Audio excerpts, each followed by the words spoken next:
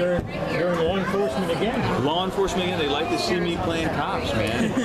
Good cops, bad cops, weird cops, just weird sheriffs, all of the above. Yeah. So he has a suspicion about the doctor. He does. I think he has a deep-rooted suspicion regarding everyone, but I think Harry definitely sets off his red flags. He's just such an odd guy. One of the hard parts about filming was keeping a straight face with Alan, because some of the little tics and mannerisms that he was using there were really, really, really funny. And but yeah, I think the sheriff definitely has him in his crosshairs. But I mean, I don't think anyone. The beauty of it is, I mean, you can think someone as weird as you want, but no one would think in their head that he's an alien. So, you know, his behavior is odd and unique, and maybe they think he's on the spectrum in some way or something like that, but no one in their right mind would think that he's actually an alien. So it's interesting. What I think is a cool part about this is that the audience knows more than the characters. You know what I mean? Like, usually the characters know stuff, and then you parse it out to the audience, and, you know, you got to watch 45 minutes of a show to get 2 minutes of new information. Well, the difference with our setup is the audience knows everything from the pilot. They know why he's here, they know he's an alien, they know he's strong, they know he's got a propensity for murder, but we still root for him, which is kind of fun as well. You know, I mean, it's not too often you know you're doing something right in the writing and in your performance if you can get people to root for someone trying to kill a kid. You said, you know, you played the bad cop, the good cop, or whatever. What do you think he is? I mean, do you define him as good, bad, weird, what? I think he's got good intentions, okay. And I think that he believes that the outcome is what matters. So if he's got to do something that feels a little wonky to get to the place that he's sure exists, then I think that's probably his mentality. I think he's a good cop. I don't think that he's, you know, I don't think he's a part of the criminal underbelly, but he's certainly no savior by any means. He's got some deficiencies as well. Like I said, I think it's great because all the characters are just the right amount of weird. You know? Can you tell us a little how you got involved with the project? I got the script like everyone else, and I read it, and I loved it from day one. I actually shared a text with Chris that I sent to a buddy of mine after I read the pilot, and I was like, dude, I just read this pilot. It's like one of the best things I've read, and blah blah blah. And so when I sent it to Chris after I got cast, because I also had in there, you know, my friend responding, he was like, oh, I hope you get it, and I was like, I won't. You know what I mean? That's exactly what my exact words were, and I put like a whole litany of emojis that show the emotions of the actor going from hope to despair, and but no, I was wrong, and it worked out. I knew there was something very special about this from the very beginning, and I was actually, at the moment when I had this opportunity come up, I had a couple of different opportunities that were on the table. None of them were things that would have worked together, so I had to make a choice, and it was pretty evident to me from the first moment I started turning the pages. And there's stuff that was in the pilot that I read that's coming up later in the season that you guys don't know about, that I can't tell you about. But it's a really unique project with a unique voice, and quite frankly, you know, as you know, you mentioned your wife and the closer. The procedural realm is so kind of static in the sense of, when you're playing a detective on a show like The Closer, you're not allowed to reference the past in the sense of, hey, do you remember that other case we had that had to do with this and that and that? So after a while, I started to feel like I was a better detective than Gabriel, the guy that I was playing. You know, it's like we have to keep pretending that we don't know stuff that we've learned. So this opportunity created a place for me to do a type of character that no one's ever seen me do. And Chris is really great about letting us improvise. Which I love to do, and I wanted to do something that was a complete kind of departure from anything anyone's ever seen. I kind of, as I said on the stage, I see this character as kind of a mashup of John Wayne and Richard Pryor, and that's kind of what I, you know, when I told Chris, he was like, that's fucking great. But yeah, I want him to be different. I want him to be unlike any other person of color that we've seen on television in any recent years. You know what I mean? So I'll try to bring in a little bit of everything. Like the beatboxing scene was something that we joked about. It wasn't in the pilot when I booked it, and Chris and David and I talked about it, and we kind of talked through the scene, and they were like, I think we should put this in, and you know, we did. So to have that type of collaboration when you're there to shoot the pilot. You know what I mean? Like you're way past the writing phase when you're actually there to shoot the pilot. So to have them be open to our creativity and our input, even at that late phase of things, was really refreshing. So before you get a chance to see who's going to be involved in it, whether it be the writing or any of the other actors, what are some things when you're getting involved in a project that sort of you look for to make sure this is the right thing for you, and for your career? I think I've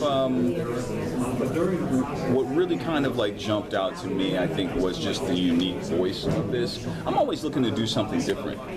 I think when you had the kind of history that I've had with starting off in theater, and I've experienced some pretty exciting times on Broadway and some pretty exciting times on another hit television show, and I wanted to do something that was that felt unique, that felt interesting, that felt different. And I know that's kind of vague, but there's really no way to really describe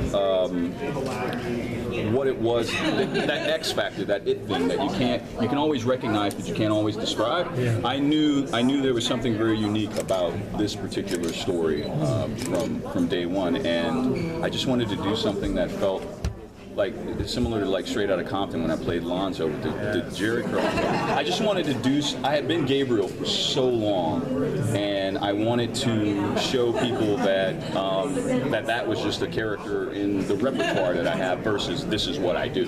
You know what I mean? So it's like, oh, he's another cop. Exactly. I mean, since Gabriel, I played district attorneys and lawyers and all doctors and all that stuff, but I wanted to do something that felt like. It's okay for this guy to be unlikable. I've never had a character that I was able to make unlikable in ways, and that's fun. When you're playing the bad guy, not he's a bad guy, but you have no rules. You can do whatever you want. It's the characters that are in that are filled with integrity and are the good guys that you have to play within the parameters of what's right and wrong. And to remove that component for me was so freeing as an actor. So I'll do this shit as long as they want me to. Do you like the improv? I love it. It's my favorite. I mean, and to the point where where Chris and David, they were like, well, give us something different every time. You know what I mean? Like, if you want to, and then they just take what they want. Another thing that we did in the pilot that I'm not sure we're going to do for the series, but we never rehearsed. We never rehearsed any of those scenes before we filmed them. Other than the table read where we read them at the table, David would come in and Chris and he'd be like, okay, we got the camera set. I kind of see you guys over here. Let's get weird. And we would just film it. And, they weren't all winners. You know what I mean? And there were some moments where we probably could have used some rehearsal, but I kind of liked that pseudo chaos. I feel like it created some moments that wouldn't have existed in a more stabilized, filming, fashion. Were there any blooper moments that stood out that you could tell us about? A lot of F-bombs. I dropped a lot of F-bombs.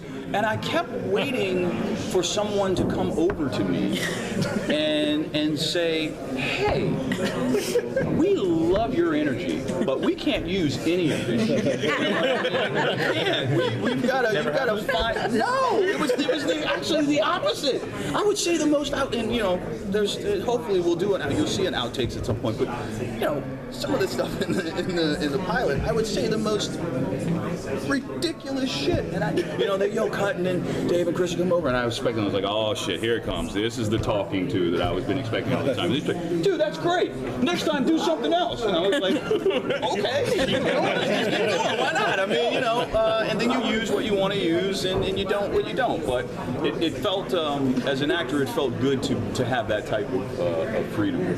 Yeah. I'm curious if with your character from The Closer, or even this character, if there's some little nuances that are uniquely you that you bring to the characters that like maybe people won't notice, but you know for sure.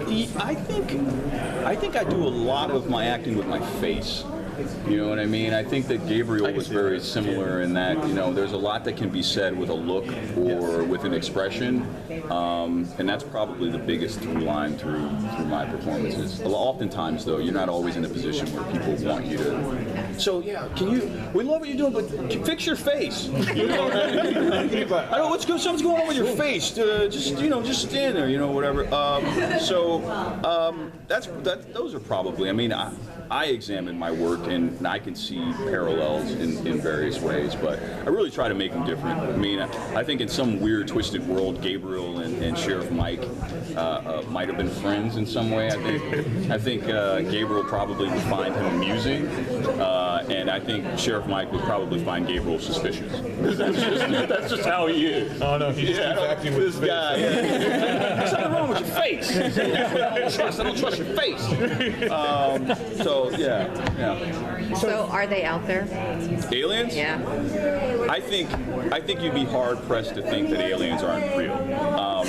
Only because I'm just looking at it from the mathematics standpoint. I mean, you're talking about our galaxy alone. You have billions and billions of stars that likely have billions and billions of exoplanets.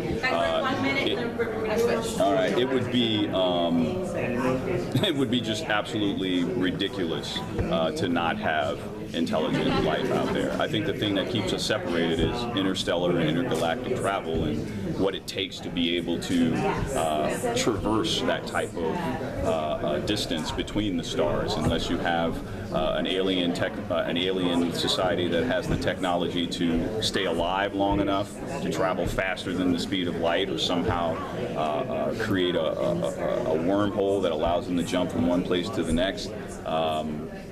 There would be no real way. I mean, I think our closest star, Alpha Centauri, is at 20-some light years away. I mean, and that's traveling 189,000 miles per second. And you'd have to travel at that speed and have the ability to shield whatever you're traveling in from any type of space debris. I mean, a grain of dust at that point, you know, and moving at that speed, punch a hole in a hull of a ship. So and if they do come here, that means they have all of those things, and that means we're fucked. We are done, okay?